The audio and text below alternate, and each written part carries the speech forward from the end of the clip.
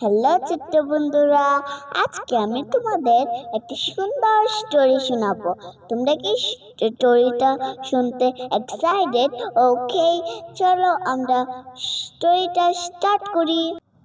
স্টোরিটার নাম হচ্ছে মাওয়ার্স special day.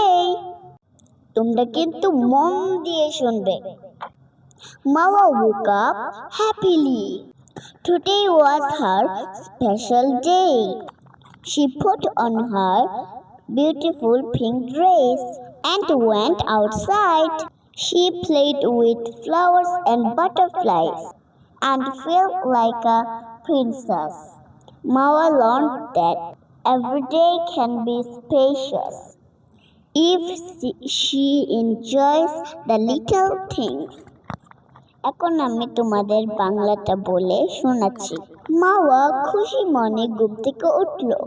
আজ ছিল তার বিশেষ দিন। সে তার সুন্দর গোলাপি জামা পরে বাহিরে গেল।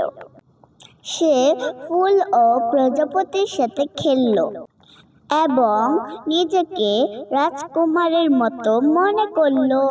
মাও শিখল যে ছোট ছোট জিনিসে আনন্দ পেলে প্রতিটি দিন ও বিশেষ হতে পারে।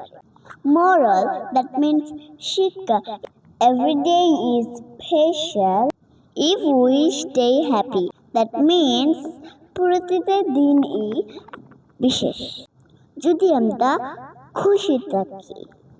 আজকের স্টোরিটা তোমাদের কেমন লেগেছে কমেন্ট করতে কিন্তু বলবো না। Love you, leave you.